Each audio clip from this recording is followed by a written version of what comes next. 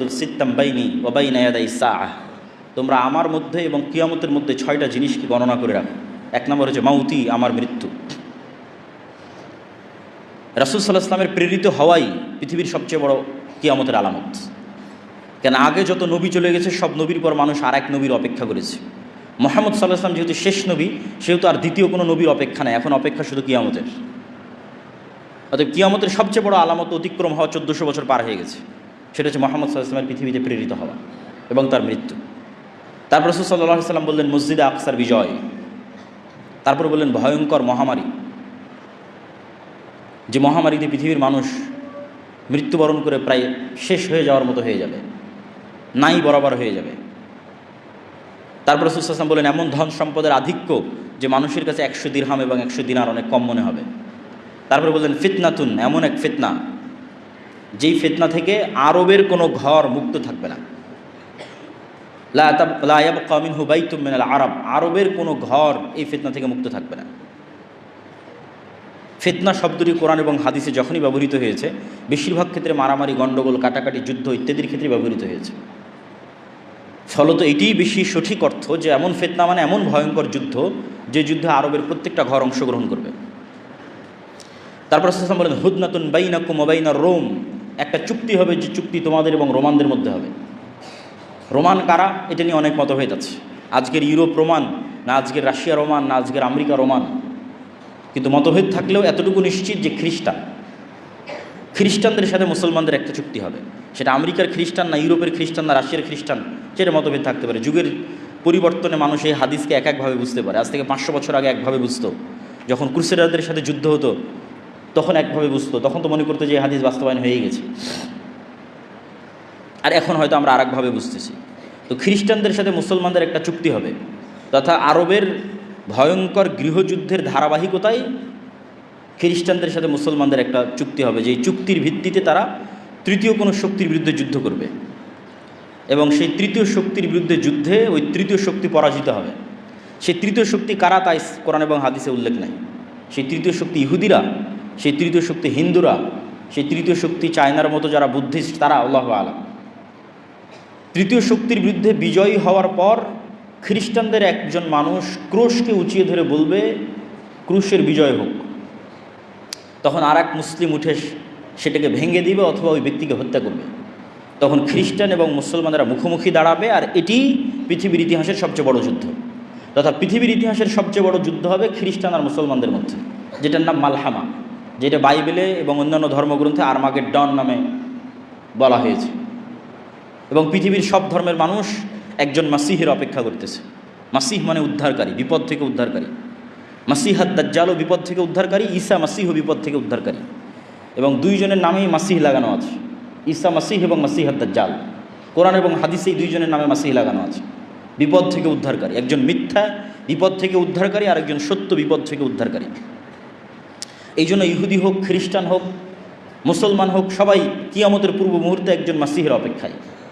এবং এই মাসিহকে এবং এই মাসিহাদ দাজ্জালকে খ্রিস্টান এবং ইহুদি ধর্মে অ্যান্টিক্রাইস্ট হিসেবে নামকরণ করা হয়েছে।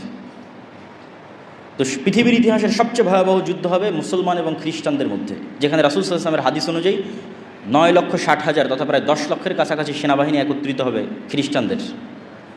আর মুসলমানদের পক্ষ থেকে সিরিয়া এবং মদিনার তৎকালীন বিশ্বের সবচেয়ে আল্লাহওয়ালা তাকওয়াবান পরহেজগার মানুষেরা মদিনা থেকে বেরিয়ে আসবে।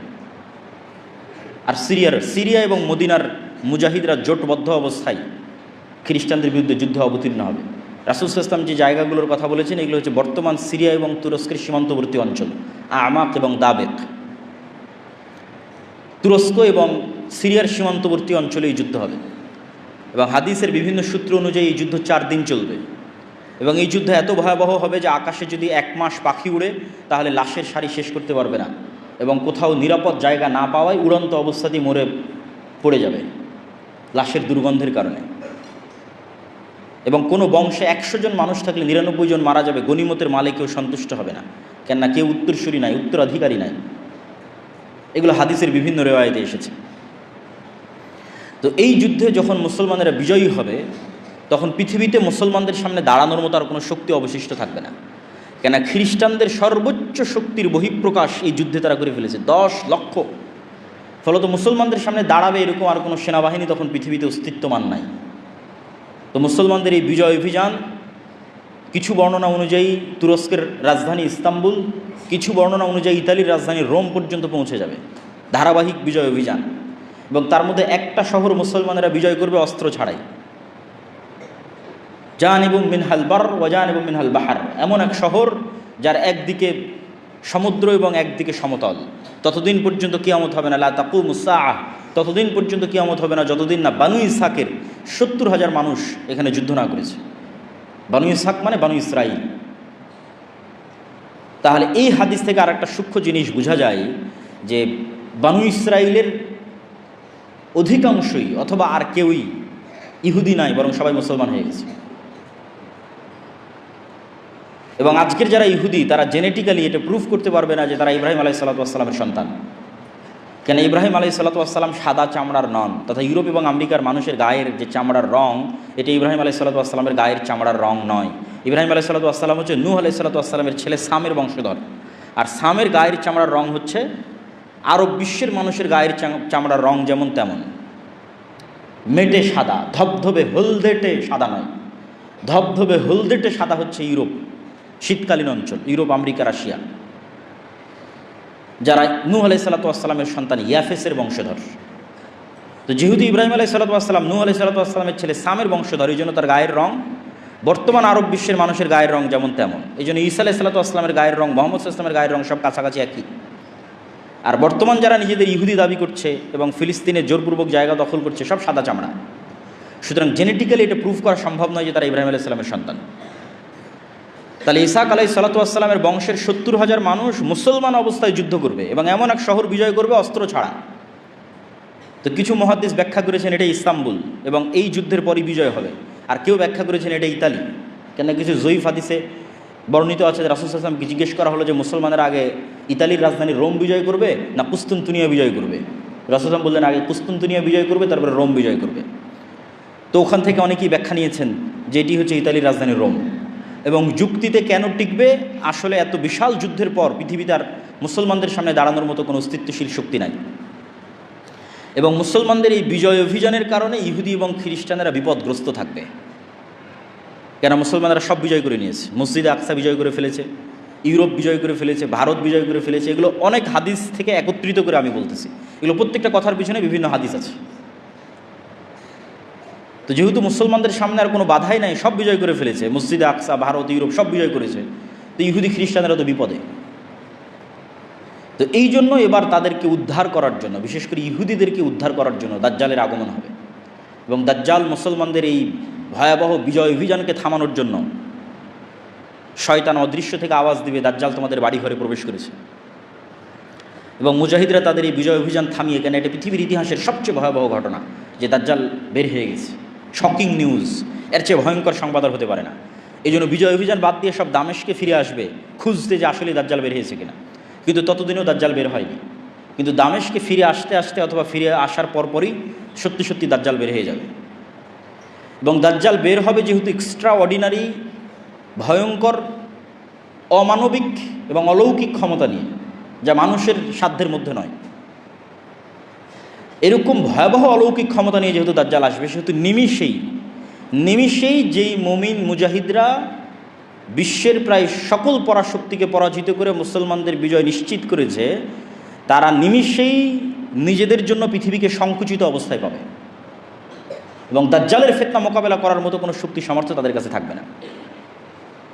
এক হাদিসে রাসূল সাল্লাল্লাহু আলাইহি ওয়াসাল্লাম বলছেন, শামের কিছু, ইরাক এবং শামের মধ্যবর্তী অঞ্চল দিয়ে দাজ্জাল যাবে। যাওয়ার সময় কোনো এক শহরে গিয়ে বলবে তোমরা আমার উপর ঈমান আনয়ন করো।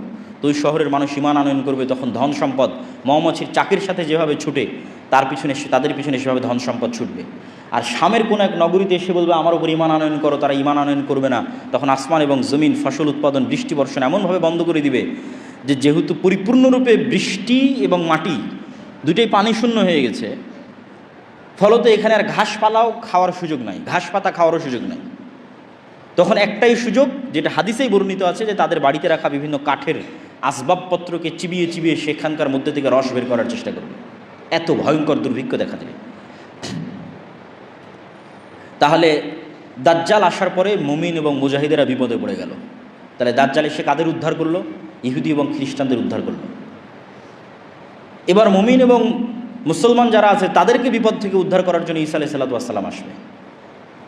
দাজ্জালের 40 দিন অতিক্রম হওয়ার যখন শেষ হবে তখন, এবং ঈসা আলাইহিস সালাতু ওয়াস সালাম আল্লাহর পক্ষ থেকে আরও ব্যাপক অলৌকিক ক্ষমতার সাথে প্রেরিত হবেন, যার অলৌকিক ক্ষমতার বর্ণনা বিভিন্ন হাদিসে এসেছে যে তার নিঃশ্বাসে কাফের মারা যাবে, নিঃশ্বাস যত দূর যাবে কাফের মারা যাবে। দাজ্জালকে হত্যা করতে হবে না, ঈসা আলাইহিস সালামকে দেখলেই লবণের মতো, লবণ যেভাবে পানিতে পড়লে গলে যায় সেভাবে গলে যাবে, কিন্তু তারপর ঈসা আলাইহিস সালাম তাকে হত্যা করবেন। তো ঈসা আলাইহিস সালাতু ওয়াস সালামের আগমন এবং দাজ্জালের পৃথিবীতে আগমন, এই দুইটাকে অনেক নাস্তিক, অনেক হাদিস অস্বীকারী বিভিন্ন যুক্তিতে অস্বীকার করতে চায়। তামিম আদ-দারির হাদিসে দাজ্জালের বিশাল দেহের কথা বলা আছে, দাজ্জালকে দ্বীপের মধ্যে দেখতে পাওয়ার কথা বলা আছে। তো এখন তো বিজ্ঞানের যুগ, সারা পৃথিবী মানুষের নিয়ন্ত্রণে, কোথায় দাজ্জাল? আর দাজ্জালের এত বিশাল দেহ কীভাবে হয়? আর কেমনি বা ঈসা আলাইহিস সালাম আসমান থেকে নেমে আসবে? তো এটা বিশ্বাস করা অত কঠিন কিছু নয় যদি মানুষের আগের অতীতের নলেজ থাকে। অতীতের নলেজ কি? আদম আলাইহিস সালামই তো নিজে স্বয়ং আসমান থেকে নেমে এসেছে, তাহলে আসমান থেকে নেমে আসা তো নতুন ঘটনা নয়, তো পুরাতন ঘটনা। মুহাম্মদ সাল্লাল্লাহু আলাইহি ওয়াসাল্লাম নিজে আসমান সফর করে এসেছে, তাহলে বিশ্বাস অনুযায়ী আসমানে যাওয়া এবং আসমান থেকে আসা পৃথিবীতে কোনো নতুন ঘটনা নয়, পুরাতন ঘটনা। যদি নতুন ঘটনা হতো তাহলে বিশ্বাস করতে কষ্ট হওয়া স্বাভাবিক, পুরাতন ঘটনা বিশ্বাস করতে কেন কষ্ট হবে? আদম আলাইহিস সালামকে নিজে যেখানে হাদিসে বলা হচ্ছে তিনি 60 হাত, প্রায় 30-35 মিটার, প্রায় 10 তলা বিল্ডিংয়ের সমান উঁচু। তো আদম আলাইহিস সালাম নিজেই যদি 10 তলা বিল্ডিংয়ের সমান উঁচু হয়, তাহলে তার কোনো সন্তান বৃহৎ দেহের হওয়া এটা তো অস্বাভাবিক কিছু নয়, অসম্ভব কিছু নয়, ইললজিক্যাল কিছু নয়, অবাস্তব কিছু নয়। তাহলে অতীত সম্পর্কে নলেজ থাকলে এই জিনিসগুলোর উপর প্রশ্ন উত্থাপন করা অযৌক্তিক। এবং দাজ্জালকে যখন হত্যা করা হবে তখন আল্লাহ সুবহানাহু ওয়া তাআলা ঈসা আলাইহিস সালামকে বলবে, যেই ফিতনা ওই মুমিন মুজাহিদরা অতিক্রম করতে পারেনি, যারা বিশ্ব বিজয় করেছে, সেই ফিতনা বিজয় করলো ঈসা আলাইহিস সালাতু ওয়াস সালাম। এবার ঈসা আলাইহিস সালামকে বলা হচ্ছে এবার এমন ফিতনা বের হবে যা তুমিও পারবা না, তারা হচ্ছে ইয়াজুজ এবং মাজুজ। তুমি এখন মুমিন মুজাহিদদের নিয়ে তুর পাহাড়ে আশ্রয় নাও, তোমার পক্ষে সম্ভব নয় ফিতনা মোকাবেলা করা।